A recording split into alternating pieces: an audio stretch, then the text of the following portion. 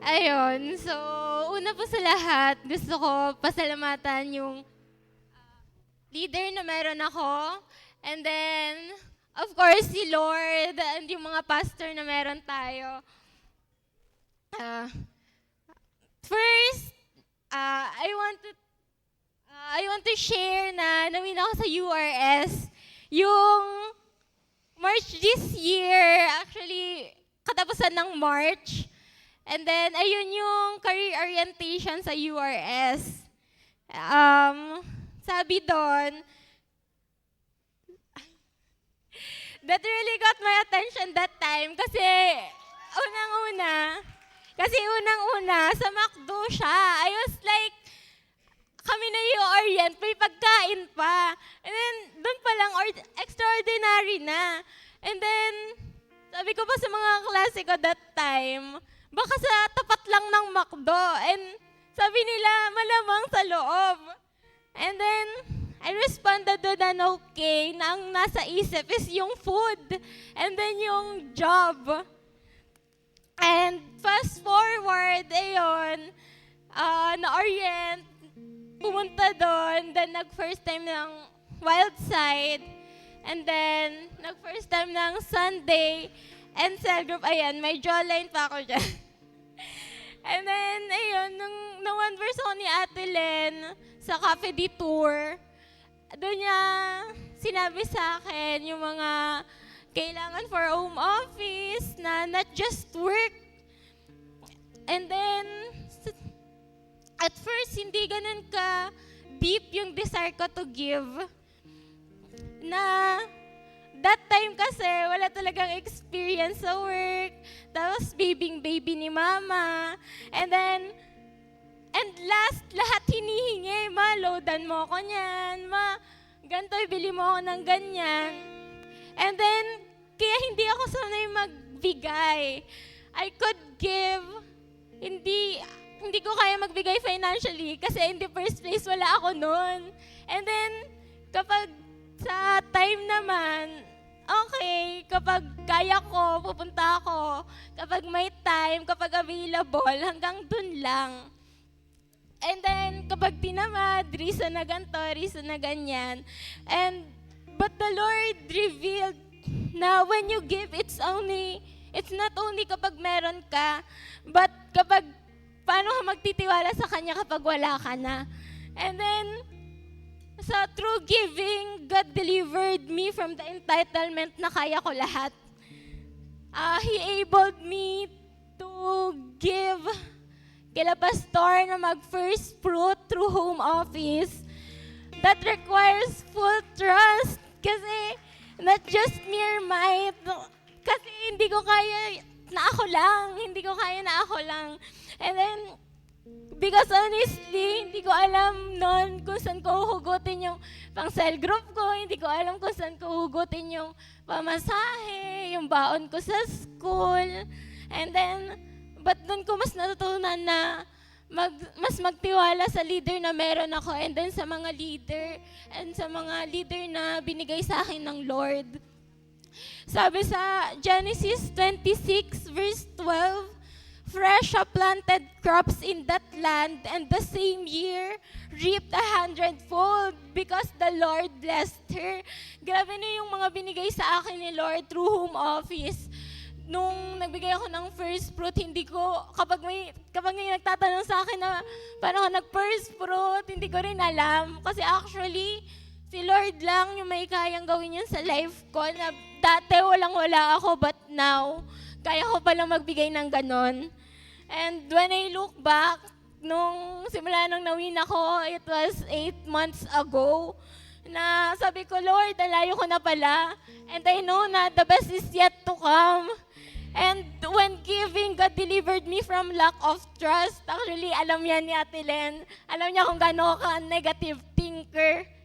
Alam niya kung paano ko kinakalaban yung sarili ko na wala pa, pero yung thinking ko ay baka mag-fail, baka hindi ko kaya, baka something na may mangyaring mali. But sabi ng Lord sa akin, kailangan ko lang siyang pagkatiwalaan na I learned to acknowledge Him na everything I am and everything na meron ako, nanggaling yun lahat sa Kanya. Na kaya ko pala, sabi sa Psalm 24:1, the earth is the Lord's and everything in it, and the world and all who live in it. Sabi ko, Lord, sa'yo na ako, sa'yo ako na lahat pala ng meron ako, kaya kong ibigay kasi ikaw yung gumawa sa akin na to hold on to His promise kahit may times na hindi ko talaga maintindihan na kapag sinasabi ni Ate mag-testify ka, nung baptism, wala na akong time hindi, wala na akong time kabahan kasi on the spot siya.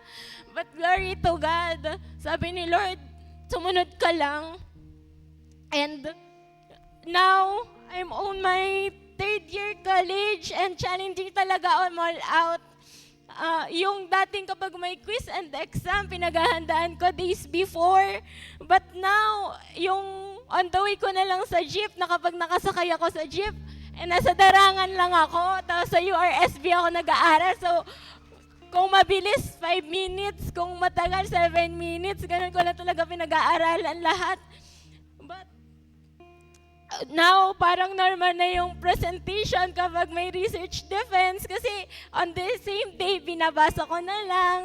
And then yung liter to zero, absent, grabe. Lagpas 10 yung absent ko na which is considered drop sa student handbook. But currently, naglabas yung dalawa kong subjects, grade and uno lahat. Pareho I can comprehend kasi minsan na lang talaga ako pumasok na kapag hindi talaga kaya, hindi papasok. And yung dating winin sa URS, ngayon nag-win na din. And God delivered me from my small mindset na before kapag barya, ayoko na talaga ibigay kasi ang liit. But to tell you this, never belittle your giving.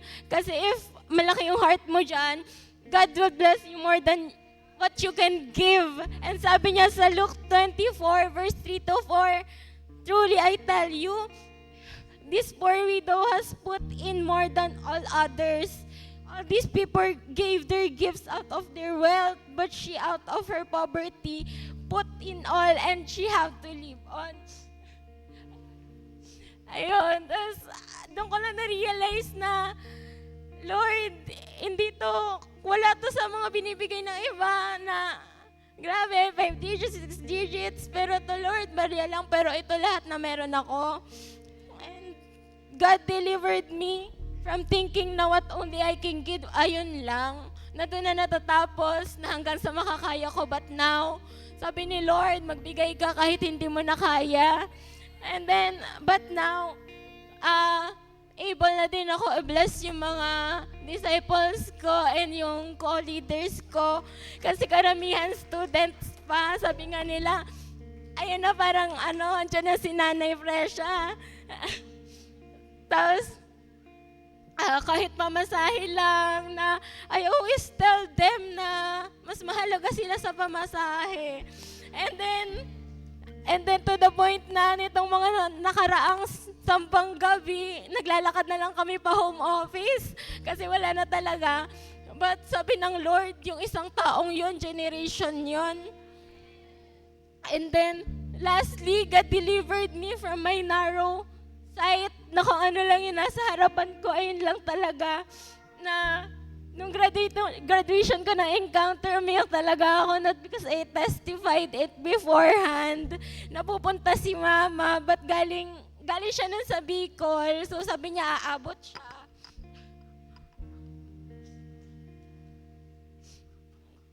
But hindi yun nangyari. Hindi nangyari. And I said to the Lord, parang ang daming harang. But glory to God, na-invite ko na sila pareho ng kuya ko. And now, andito si Mama. Unti-unting binabago ng Lord yung buhay namin. Now, yung prayer ko, hindi lang sila maka-attend, but lumuhod at sumunod sa Lord. Nasabi sa Acts 16:31, believe in the Lord Jesus and you will be saved. you and your household. Ang dami ng pamilyang pinatunayan ni Lord yun dito. And I know gagawin yun ni Lord sa family ko. At someday, magiging 4 ulit kami kasama si Papa. Sa mga hindi po nakakaalam, nakakulong yung Papa ko. Broken family kami since I was in grade 6. So, hindi ko alam kung paano gagawin yun ni Lord sa life na meron ako. But I know the Lord is faithful.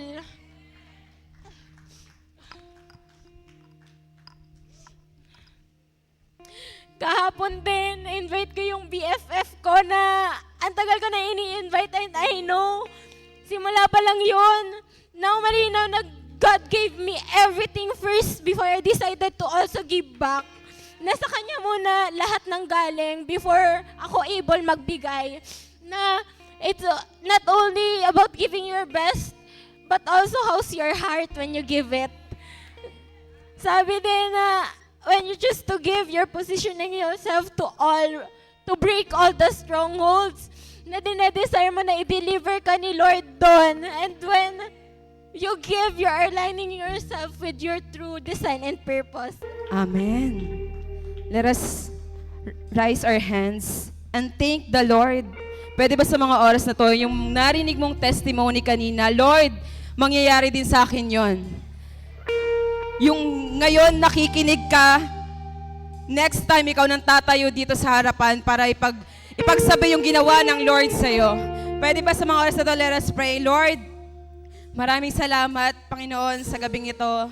Thank you, God, for restoration. Thank you, God, for deliverance, Panginoon. We thank you, Lord, sa mga oras na nandito kami, na malakas, walang sakit. Lord, we pray na i-open mo yung heart and mind namin to receive your word. Lord, itago mo ako sa iyong likuran. Whatever, Lord, na lalabas sa bibig ko, Lord, magnify ka dito at mag-glorify ka dito, Panginoon. Lord, salamat po ito aming dalangin sa iyong pangalan ni Jesus. Amen and amen. Pwede bang bigyan mo ng high five yung katabi mo? Sabihin mo sa katabi mo, nagpapasalamat ako sa Lord, nandito ka. Grabe, ano na ngayon? Day 10. Sino dito yung from day 1 hanggang day 10 nandito? Grabe, sabihin mo dyan sa naka-10 gabi na receive the miracles. Siyempre, yung mga hindi na kompleto, meron ding milagro si Lord. As long as your heart is good ang intention mo kung bakit ka nandito. So, ako nga po pala si Len Pagado, isa sa primary 12 ng ating Pastor Lito Pastorates. And nagpapasalamat ako kay Pastor Lito na binigyan ako ng privilege na makapag-stand dito sa harapan. Ayan. So, yung topic natin today is all about deliverance. Yan. So, sino nagtataka dito na from day 1 to hanggang sa mga sumusunod, puro D ang topic. So, sino dito yung nakaalala ng day 1? Sabi nga ni Ate Edel kahapon, may part po ito. So, from day 1 to 4, meron siyang part about faith. And day 5 to 8 is about wisdom. Sino dito yung may wisdom na? Parang ang hina. Sino dito may wisdom na? Pag may wisdom ka, hindi mo na questionin si Lord kung bakit ka magbibigay. Tama? So kaya ngayon ang topic natin is about giving. Sabi nga, the demonstration of every miracle sa Lord. So, sino dito yung may inaasahan from day 1 sa 12 nights of miracles natin? Kahit hindi pa tapos, alam mong may ginagawa na si Lord. Sino dito? Taas kamay yung proud kang alam mong may ginagawa na si Lord.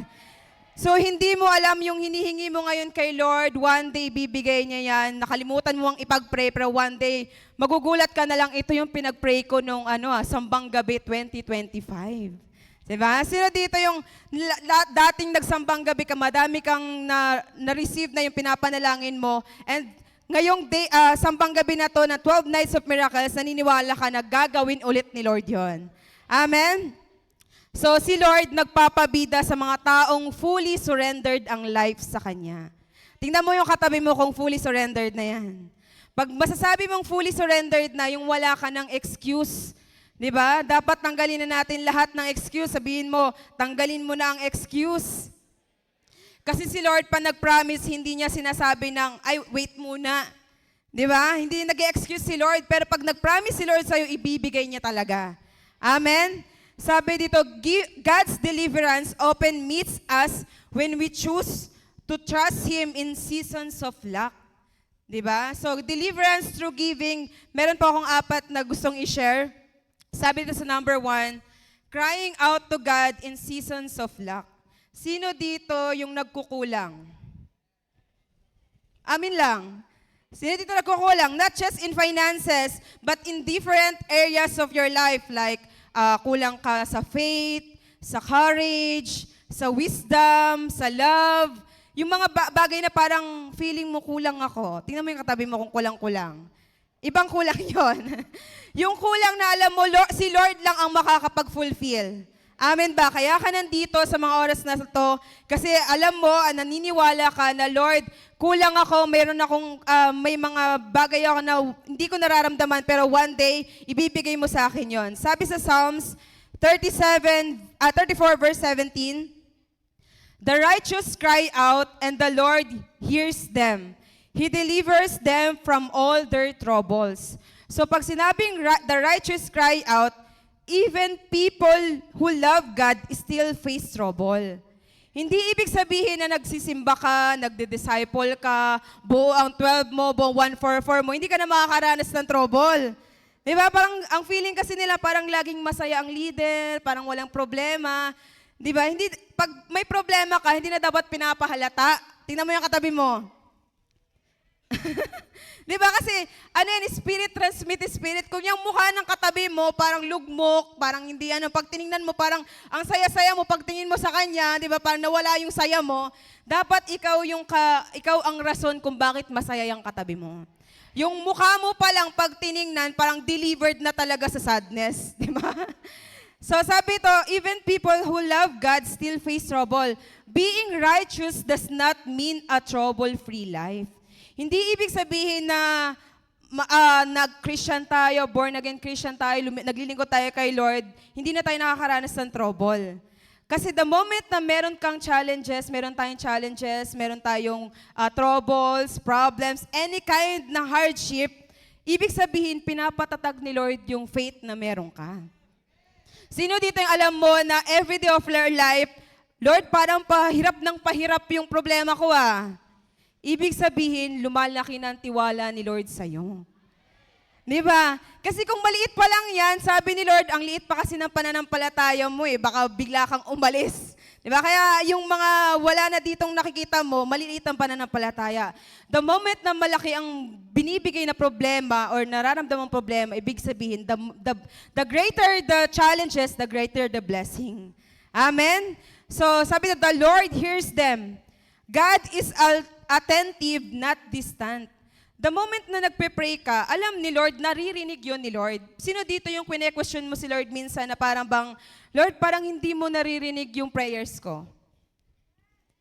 Sino dito yung nagkwe-question na kay Lord, parang 5 years ka na dito sa Raining Light, parang Lord, yung pinapanalangin ko, hindi mo pa rin na naririnig. Lord, yung salvation ng family ko, hindi ko mo pa rin naririnig. Sino dito nagkwe-question?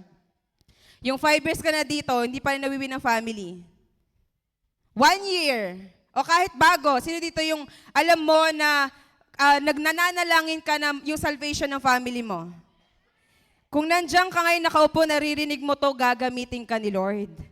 Diba? So ikaw yung magpapatatag, wag kang aalis, hindi yung nasaktan ka lang, na-offend ka lang, aalis ka na dito. Diba? So, sabi nga ni Pastor Nonon, the moment na na-offend ka, sarado na ang langit para sa'yo. So dapat wala sa yung nagsabi, nasa pagtanggap. So the Lord, God is attentive, not distant.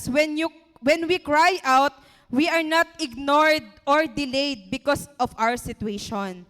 God listens before things change. Before answers are visible, hearing means He's already involved. Nananalangin ka ngayon, wala ka pang nakikita, pero nag-involved na si Lord. The moment na nag-pray ka, Lord, binanggit mo yung pangalan ni Lord, naririnig ka niya na kasi tinatawag mo siya, tama ba? So, wag mong nag-aantay ka, Lord, kailan mo ba ibibigay? Minsan, hindi binibigay ni Lord ang prayer natin kasi baka hindi pa tama ang puso natin. Di ba? Kasi parang ano, halimbawa, mahirap kasing ibigay na parang ang intention mo lang, kasi Lord, gusto ko nito. Pag nanggawa ko to, ito talaga to. Minsan, pag nabigay ni Lord yung prayer, nawawala na dito. Nanghingi ka ng 1 million. Dahil magpapasko, nasaan ka? Di ba? Hindi ka na nagsambang gabi. So, ganun yon. So, alam ni Lord kung kaya mo nang tanggapin yung prayer na pinapanalangin mo. Sabi ito, He delivers them from all their troubles. It is a promise ni Lord. So lahat ng pinagdadaanan natin, i-deliver tayo doon ni Lord. Magstay ka lang, magtiwala ka lang, alam mong may gagawin si Lord. Sino dito yung alam mo na, Lord, kahit hindi nakikita ng mata ko, alam ko na may gagawin ka. Diba? The moment from day 1 to day 10, ang dami nang nagpapatestify kung paano ginawa ni Lord sa buhay nila. Huwag mong hayaan na nakikinig ka lang. Lord, dapat every time na nakakarinig ka ng testimony, Lord, kung kaya mong gawin sa Kanya, kaya mo rin gawin sa buhay ko. Kasi the moment na ganyan yung prayer mo, yung heart mo, naririnig tayo ni Lord. Grabe itong anak ko na to, kahit madami kayo nandito, the moment na yan ang cry mo kay Lord, pag cry of the righteous, good intention, rinig na rinig ni Lord yon. Diba? Hindi bingi si Lord sa ating mga panalangin. So ngayon, nagpe-pray ka ng salvation sa family mo, financial breakthrough. Sino dito nagpe-pray ng financial breakthrough? Whatever it is, God hears you. Diba? So magpatuloy ka lang as long as totoo kang sumusunod kay Lord, one day yung iniiyak mo sa panalangin, nasangot na niya. Yung talagang habang kanina nag-worship. Ang daming pinaparealize sa akin ni Lord na marami ka dapat ipagpasalamat. Minsan kasi 'di ba parang na-overwhelm na tayo sa mga nare-receive natin na yung little things na ginagawa ni Lord, nakakalimutan na nating ipagpasalamat. Pero yung mga bagay na yun, yung little things na yun, as long as our heart are grateful, mas lalo kang ibe-bless ni Lord sa mas matindi pang mga bagay. Amen? Sometimes, the greatest thing we give is not what's in our hands. Hindi yung parang pag narinig mo yung giving, ayan na naman, nagbibigay na naman, offertory na naman, pera na naman. Pag may ganun kang spirit, parang hindi na, yung mata sa'yo ni Lord, dapat nakapokus ka, so parang ang dami mong reklamo, ang dami mong, wala ka pa nga pera, wala ka pa nga mapabigay, nagre-reklamo ka na. So dito yung ganun, dapat every time na nagbibigay tayo, not just in finances, alam mo sa sarili mo, you give your time na makapunta dito. Tama. Hindi ko alam kung ano situation na meron ka, hindi ko alam kung ano yung problemang meron ka bago ka makarating dito, pero alam ni Lord yung heart's desire mo kung bakit ka nandito. Hindi para makasilay sa crush mo, hindi para mabuo yung day 1 to day 12, alam mong may gagawing milagro si Lord sa'yo. Amen? So, sometimes, the greatest thing we give is not what in our hands, but what's in our hearts. Giving can mean giving our time when we are tired. Sino dito yung napapagod? Napapagod ka, madalas sumunod kay Lord, pero nandito ka pa rin. Pare-parehas tayong tao, hindi pwedeng, kasi primary yan, hindi pwedeng mapagod. Kasi CEO yan, hindi pwedeng mapagod, hindi pwedeng malungkot. Hindi ganun, walang exempted sa atin, lahat tayo anak ni Lord. The moment na napagod ka, kay Lord ka magpahinga. Amen? Minsan kasi pag napagod ka, maninilip ka na lang ng iba. Bakit si ganto? Bakit si ganyan? Sino dito yung ganon? Di ba may ka-cell group ka? Bakit si ganon? Pwede naman. Ba't di na nga siya nagsasambang gabi? Pero ang tinitingnan ni Lord yung heart na meron ka. Giving forgiveness when we are hurt. Sino dito nasasaktan? Yan. Lahat tayo nasasaktan, pero the way kung paano mo siya tanggapin, hindi ka dapat ma-offend. Diba? Hindi ko sinabing huwag kang masaktan. So, huwag mo siyang damdamin, huwag mong i-meditate kasi baka masarado ang langit para sa'yo. Giving obedience when it is uncomfortable. Sino dito yung kapag may instruction sa kanya, leader niya, ayaw mong sundin kasi hindi ka ganon. Hindi ikaw yon, hindi ka sanay gawin yon. Sino ganon? Uncomfortable kang gawin kasi bakit ako sinasabihan mo. The moment na ginagawa mo ang isang bagay na may pagsunod na buong puso mo, si Lord na magbe-bless sa'yo, hindi ang leader mo. Sila, pastor, pag nag-i-instruct sa amin, hindi namin tinitingnan kasi tinitingnan namin yung instruction kasi padala sila ni Lord. Yung leader na meron ka, yung CEO na meron ka, padala yan ni Lord sa'yo. Hindi yan pahirap. Sabihin mo sa katabi mo, hindi yan pahirap. Sabi daw, giving faith when the situation looks empty. Diba? Kapag wala ka nang nakikita, yung pananampalatayang meron tayo, kaya nga sinabing faith, yung hindi mo nakikita, pero naniniwala ka. Nagpapaubaya, diba? Yung sinasabi ni Pastor, ibig sabihin, sabi to, deliverance is not earned by giving, but giving becomes an expression of trust. While we wait for God to move, minsan kasi inaantay natin kumilos si Lord, pero tayo walang ginagawa. Diba? Parang, Lord, ang tagal mo namang gawin yung pinapanalangin ko, pero tanong sa'yo ni Lord, ano bang ginagawa mo para sa akin, anak? So, ask yourself, ano bang ginagawa mo para kay Lord? Sabi sa Hebrews 11:6, and without faith, it is impossible to please God. Because anyone who comes to Him must believe that He exists and that He rewards those who earnestly seek Him. Ibig sabihin, talagang isisik natin si Lord. Hindi ang leader mo magsisik para sa'yo. Kanya-kanya tayo, personal tayo. Kaya nga di ba personal salvation, personal na paglago mo dito kay Lord. Ang leader mo nandyan lang para i-guide ka. Pero personally, dapat yung devotion na meron ka, Lord, kinakausap talaga kita. Mararamdaman mo ang tao pag talagang totoong nag-devotion, kapag ginulat mo, di ba? O di kaya kung inasar mo, tingnan natin, tanong mo, nag-devotion ka na ba? Di ba? Sabi to, God hears the cry that comes from faith, not from fullness. Minsan kasi nagpe-pray tayo, parang ano lang, prayer lang, basta may masabi na nag-pray. Pero nakikita ni Lord yung prayer ng righteous with faith.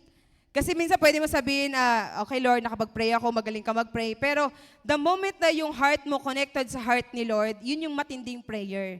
Yun yung hinihear ni Lord o pinapakinggan ni Lord. Sabi nito sa declaration, let us declare this, I may lack, but I will cry out.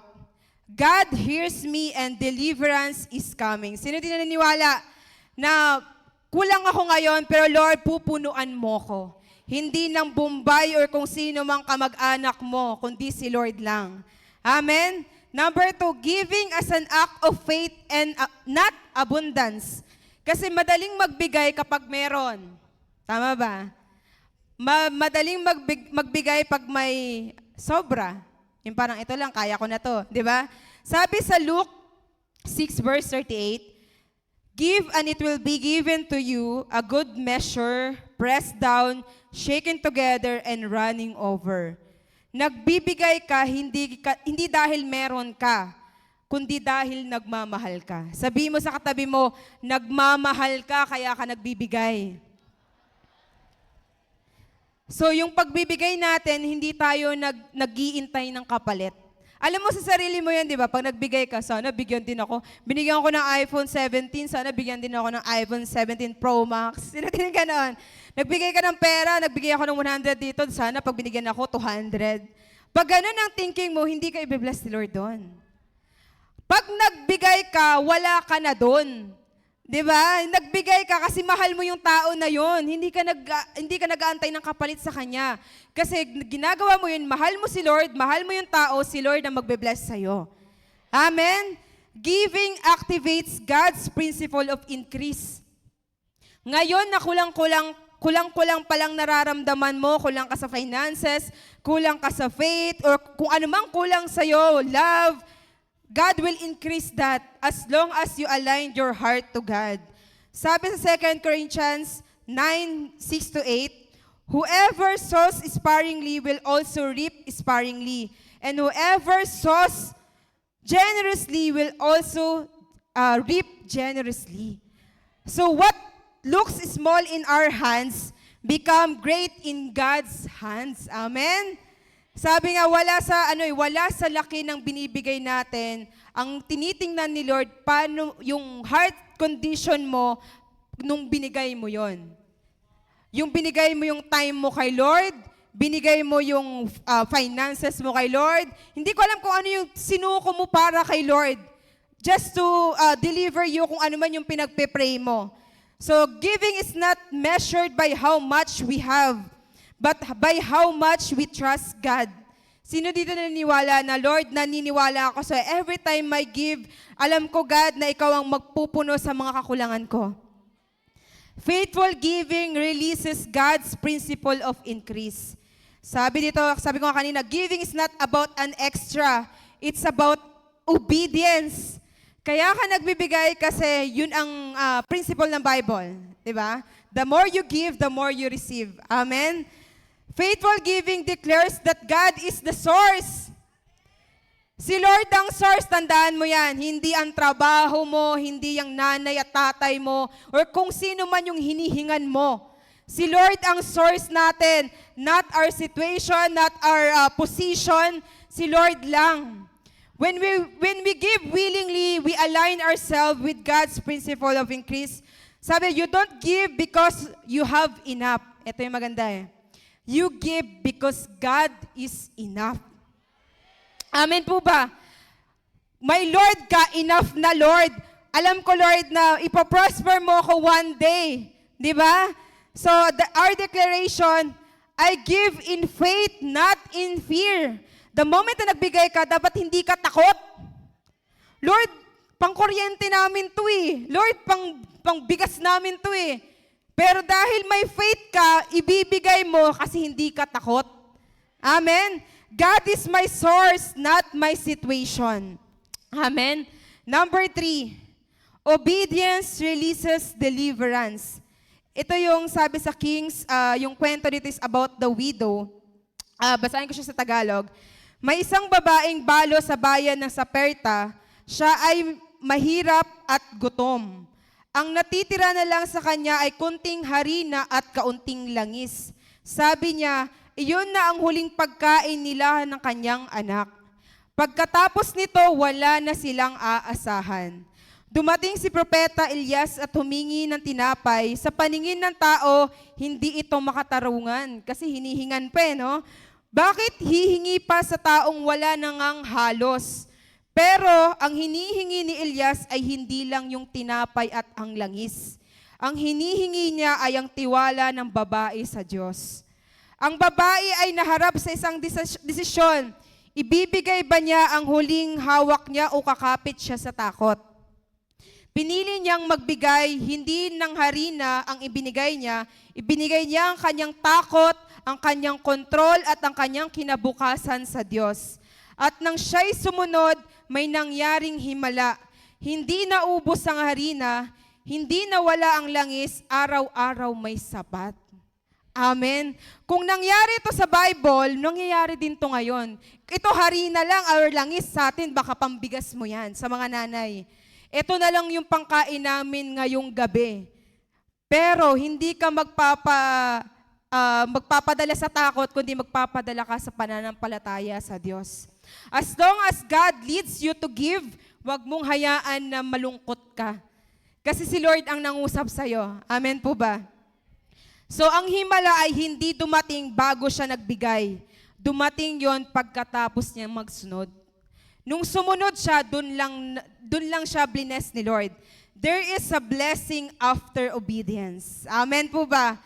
So, ibig sabihin, the moment na nag-obey ka sa ating mga pastor, sa ating mga leaders, sa mga CEO, may blessing talaga doon. As long as tama yung heart mo.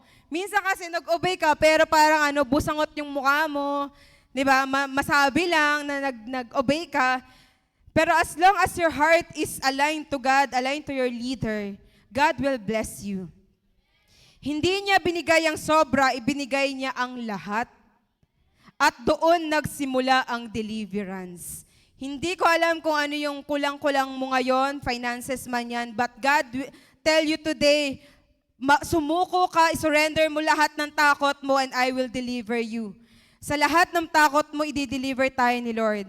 So kapag ibinigay natin sa Diyos ang lahat, hindi lang pera, kundi tiwala, pagsunod at pananampalataya, siya ang bahalang manatili sa atin. Amen ba? What we release in obedience, God sustains with provisions. Amen. This is our declaration.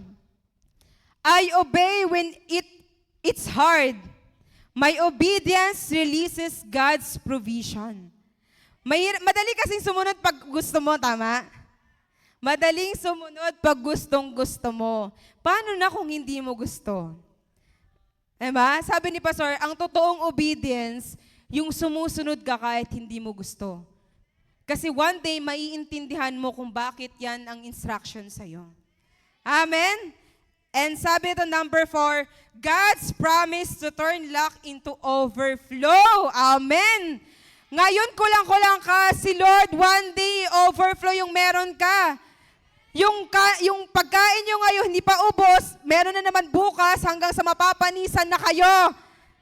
Amen. Si Lord matindi sa kanyang promise as long as you believe. Sabi sa Malakay 3:10, bring the whole tithe into the storehouse and see if we will not throw open the floodgates of heaven. So every time we give, hindi yan tayo nagbibigay, di ba yung every time sa Sunday, nagbibigay tayo ng ating tithes. Ayan ay ano pa lang, hindi ka pa lang nagbabalik kay Lord. Hindi ka pa lang nagbibigay, nagbabalik ka pa lang. Di ba? So God invites us to trust Him even when resources feel tight. The more na mas lalo kang tight yung finances mo, the more mas lalo kang magbibigay. Hindi yung parang naka-separate na yung tithes mo, kaso kulang pambayad sa kuryente. Ngayon sabihin mo, Lord, naiintindihan mo naman ako. Alam niyo ba na ninanakawan natin si Lord every time na tinatanggalan natin siya ng tithes? Amen po ba? Naniniwala po ba tayo doon?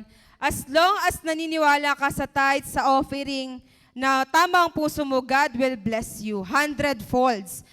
God does not only meet needs, He multiplies what is surrendered to Him and brings abundance for every good work. Amen. So hindi lang work, ibig sabihin good work. Kasi may work na hindi, bad work di ba? Gawin mo ng may pagmamahal, gawin mo na may excellence. Amen? Kasi ang Lord na meron tayo ay excellence God. Sabi daw, kay Lord walang subtraction or even division. Only addition and multiplication. Sabi mo sa katabi mo, magmumultiply ka. Magmumultiply ka sa finances, sa mga disciples. Lahat yan, addition, multiplication. Wala nang subtraction and division. Di ba? Hindi ka na magkukulang. Kasi si Lord na ang source natin. Sabi dito, declaration, what I place in God's hands multiplies from little comes overflow. Amen. So talagang si Lord, kapag tayo naniwala sa Kanya,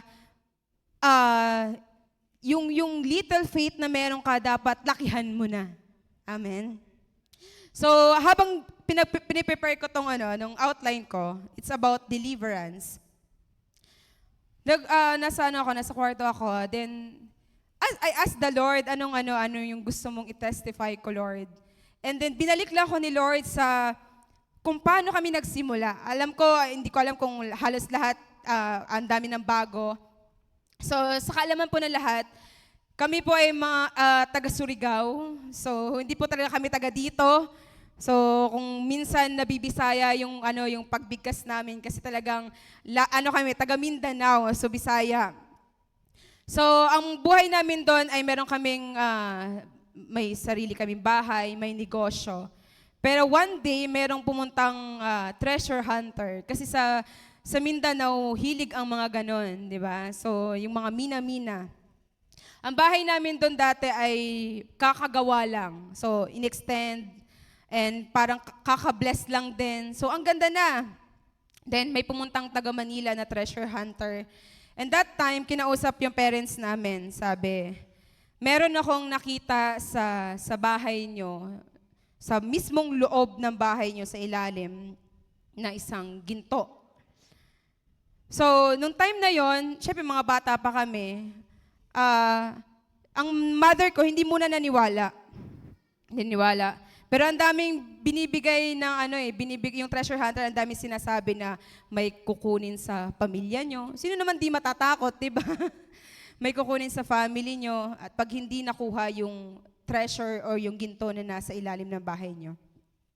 Then kinagabihan nun, na naginip si mama. Yung papa ni mama ay patay na. Then nanaginip siya and yung panaginip niya may kinuha. So naniwala siya sa treasure hunter. So ang nangyari doon, fast forward, syempre pag sabi doon kasi ng treasure hunter, gawin niyo siya, maghukay kayo ng gabi. Kasi pag umaga, pag maraming nakakaalam, mawawala, lilipat yung ginto kung saan. 'Di ba? O, 'di ba? Nakakatawa, 'di ba? Pero that time, seryoso kasi every time na naghuhukay sila, kailangan may alay. Alay ng baboy, kigilitan, di ba? Ang baboy dati mahal eh. Tapos mag-hire pa ng mga ano tawag doon, yung pang-pump. Mahal din 'yun. Meron kaming business na na karnehan. Hanggang sa umabot ng ilang days, di ko alam kung ilang days yun man, naubos yung pera namin. Nalubog sa utang. Ayan, dun na.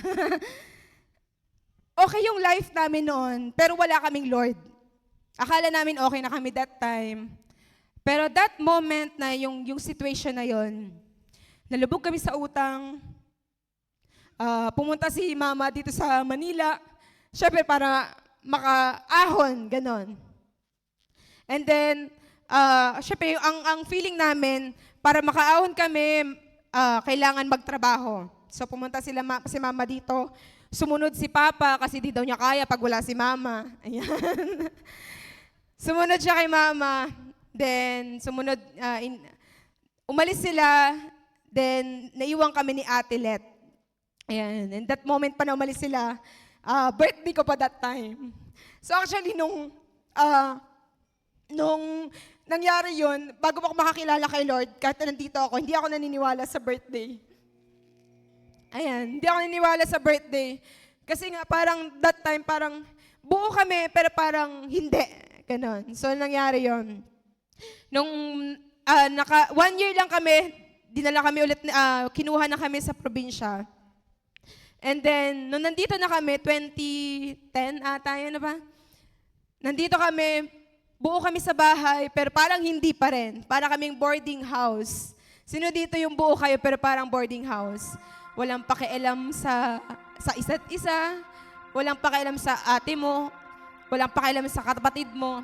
Kasi that time, si mama po ay nagtatrabaho sa Caloocan and once a month lang siya umuwi. So, hindi talaga kami close.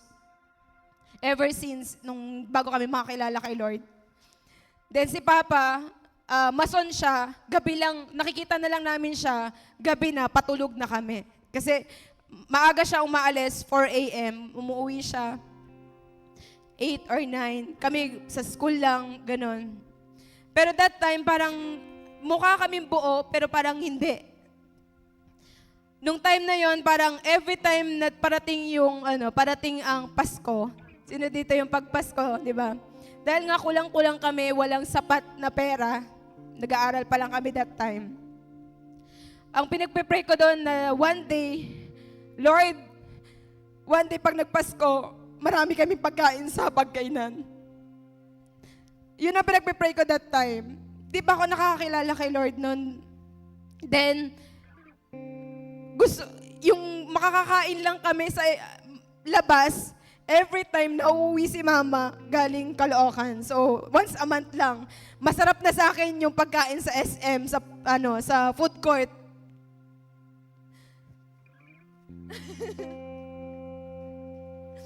O, diba? Labas sa mga mukhain. Yan lang yung pinakamasarap na pagkain sa akin natitikman ko every time lang na umuwi si mama. And, nung nakakilala kami kay Lord, 2014, nung nakakilala ko kay Lord.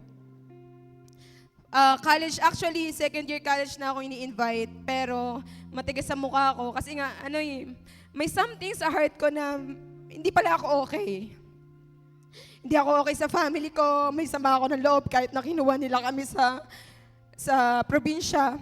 Pero the moment na nakilala ko kay Lord, naka-encounter ako sa Kanya, yun ang sinuko ko. Dineliver ako ng Lord sa pain, sa anger, sa grudge, lahat ng nararamdaman na hindi halata. The moment na sinunod ko at sinurrender ko yun kay Lord, God used me and my family. Nung 24 din na nakakilala ko kay Lord, 11 years of serving God, hindi ko na mabilang kung ilang answered prayers na yung ginawa ni Lord sa akin. Yung dating hindi makauwi sa Surigao dahil walang pamasahe,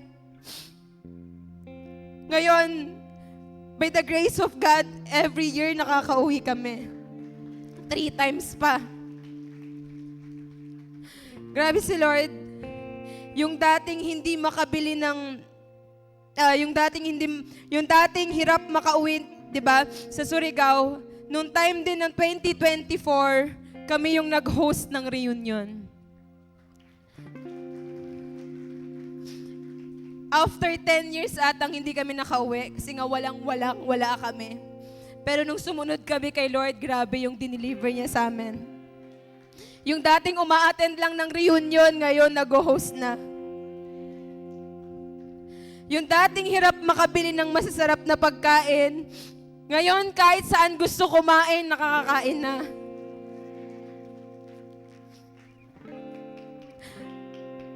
Yung dating walang-wala, yung mag-grocery kami, walang-wala. Yung 500 pesos lang, wala. Pero ngayon, si Mama dampot lang ng dampot sa Pure Gold. Alam niyo, nung Wednesday, nag-grocery kami ni Mama. Paglabas namin ng grocery, may nakita kaming mga nanay nangaruling. Sabi ko kay Mama, matingnan mo, sila nangangaruling para may makain. Ikaw dampot na ng dampot sa Pure Gold.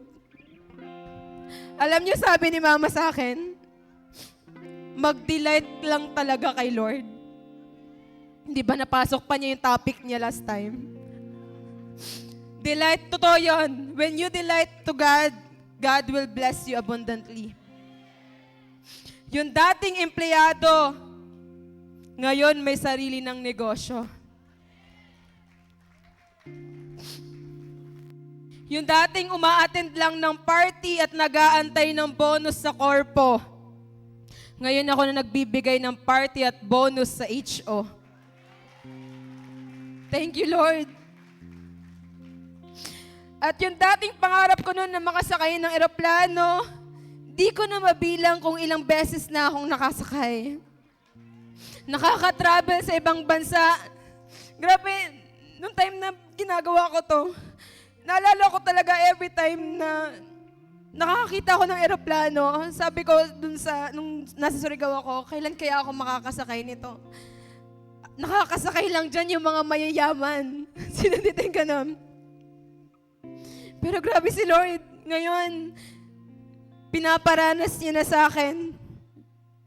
At bonus this year, sabi, alam niyo ba, mayroon nagsabi sa akin, isang magulang, dati pa to, nung nagko-consolidate ako, sabi nung isang disciple ko, ate, sabi ng mama ko, pag sumunod ka daw kay Lord, pag tumodo ka kay Lord, hindi ka makakapag-asawa kasi wala kang oras.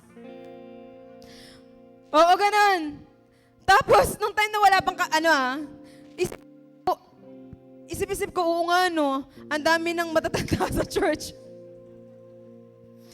Pero grabe ang vision ng Lord sa ating mga pastor. The moment mapapahiya talaga yung mga nagmamak sa Lord sa pagsunod natin.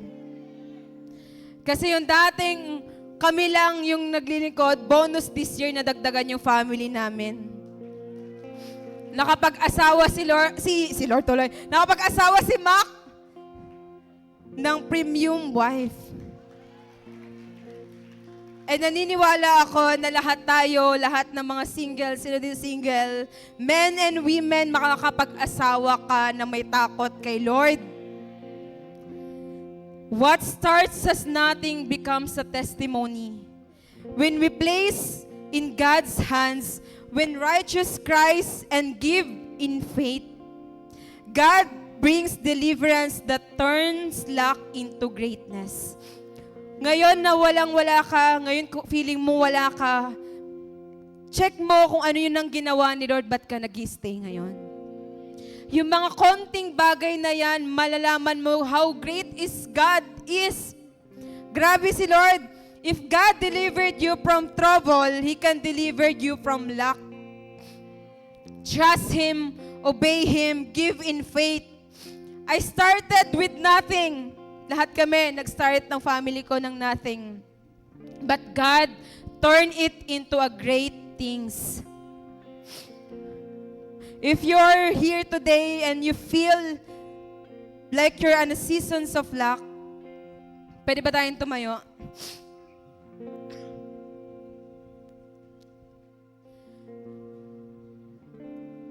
You feel like you're in a seasons of lack, pressure, or waiting.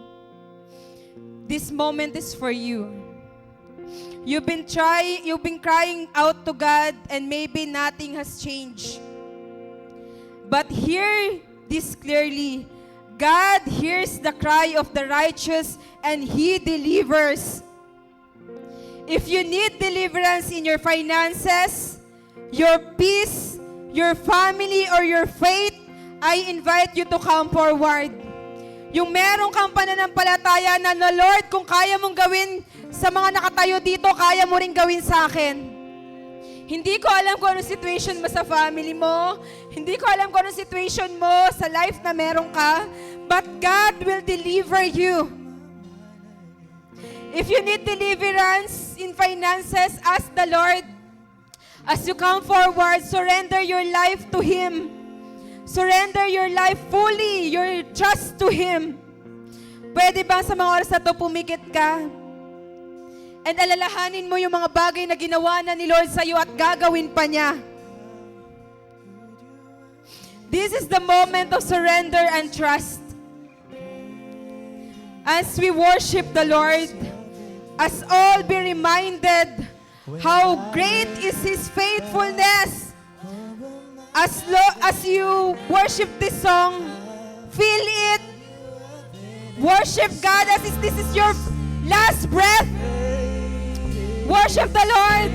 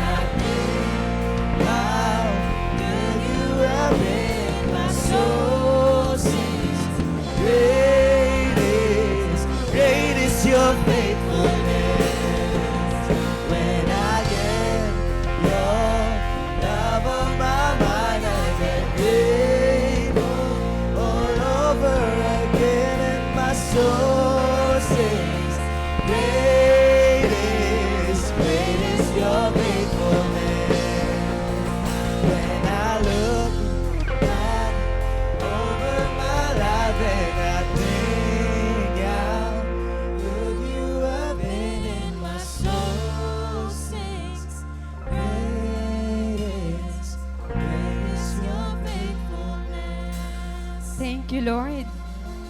Thank you, Jesus. Alam nyo, habang minemeditate ko yung song na to, nung time na yung mga lyrics talagang tamang-tama sa akin.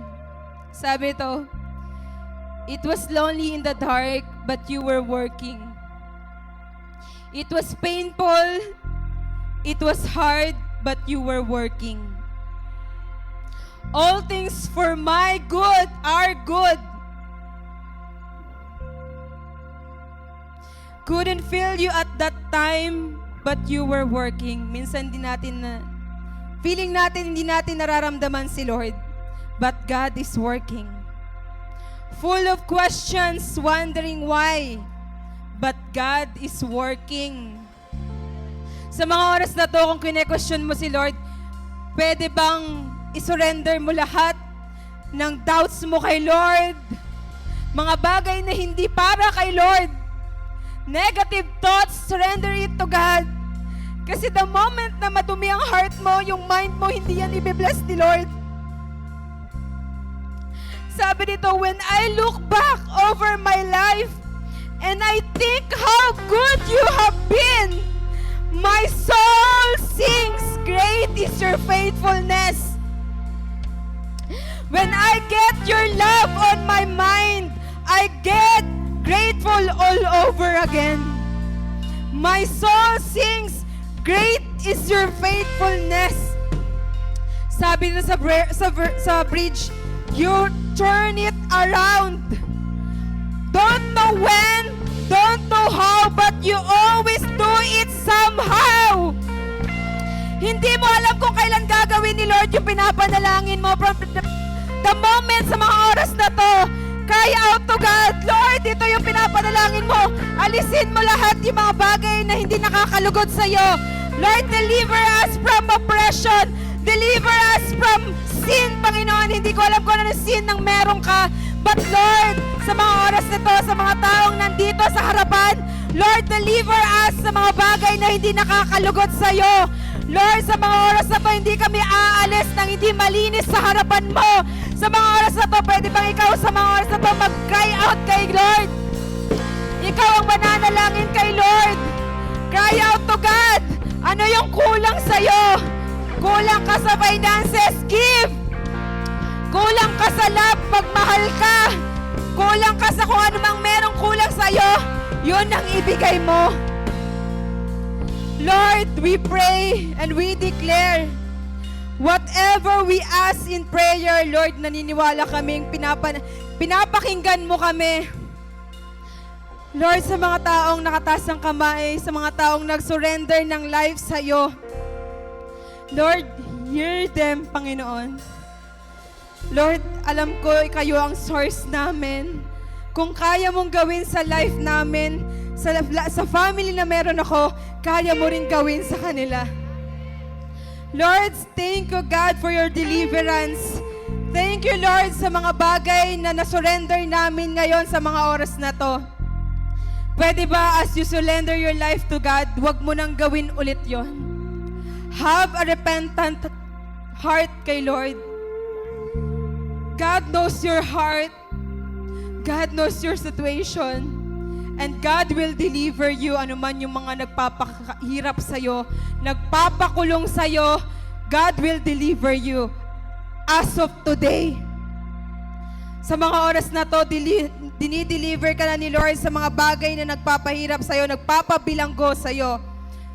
Let's declare this together.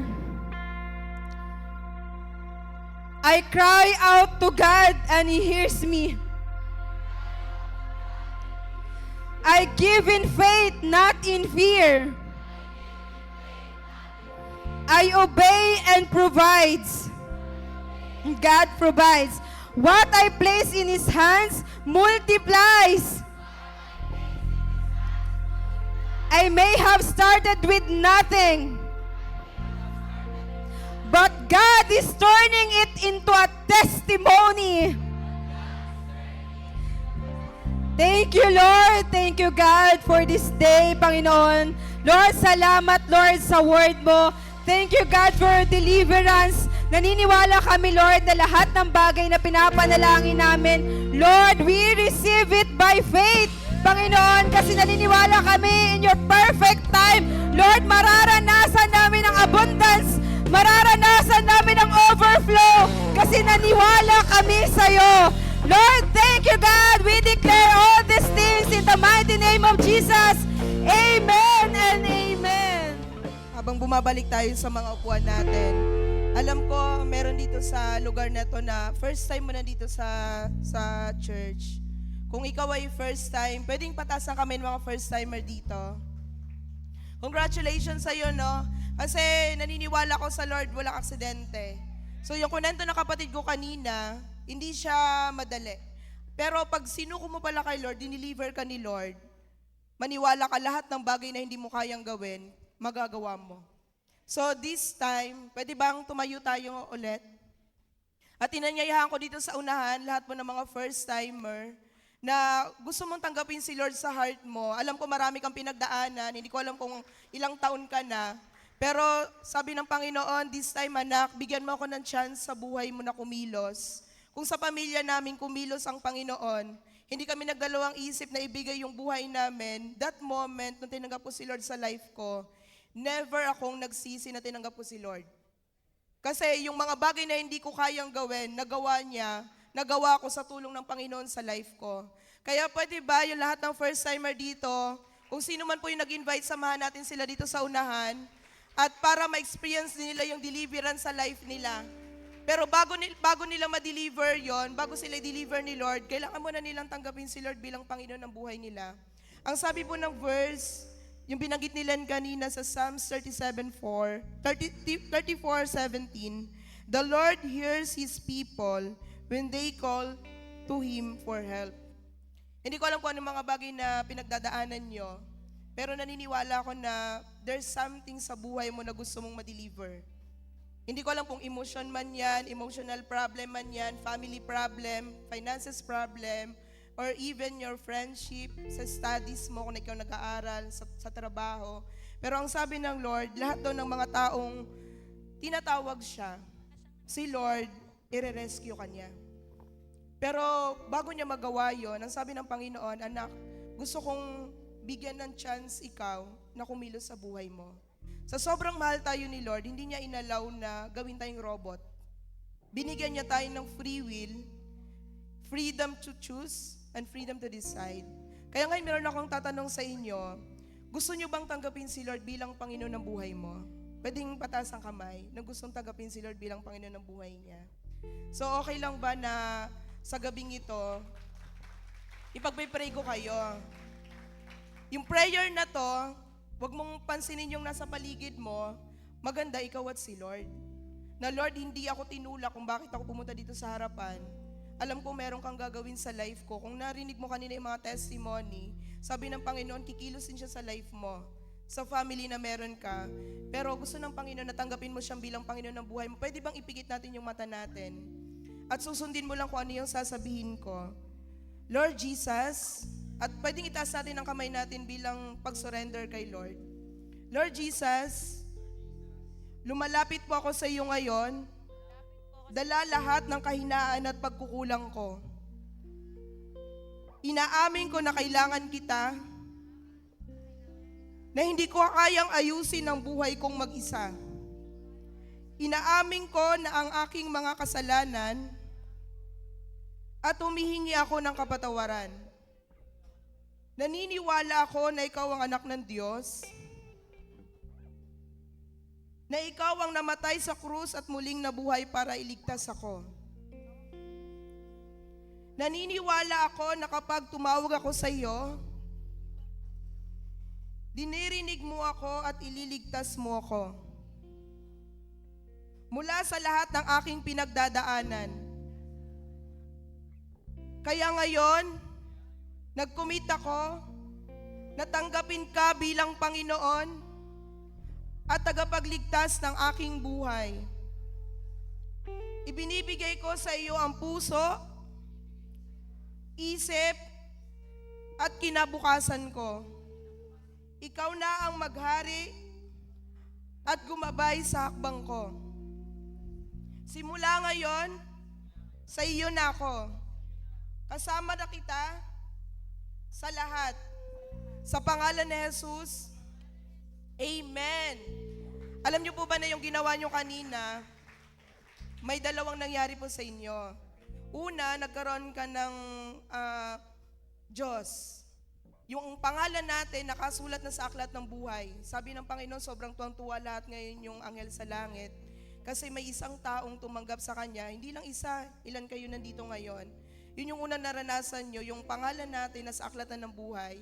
At yung pangalawa, nagkaroon po kayo ng spiritual family. Pwede lumingon po kayo sa likod nyo. Ayan po, nagkaroon po kayo ng pangalawang pamilya, meron kayong biological family, pero ngayong gabi, nagkaroon kayo ng pangalawang pamilya, which is yung spiritual family nyo. Kami po yung mga ate at kuya nyo. So, ang mother natin at father natin, sila Pastor Lito, Pastor Tess, tutulungan nila tayo para maging makadiyos din ang buhay natin. So, ngayon, pwede ba family, welcome natin yung mga first-timer na nandito. Welcome natin sila.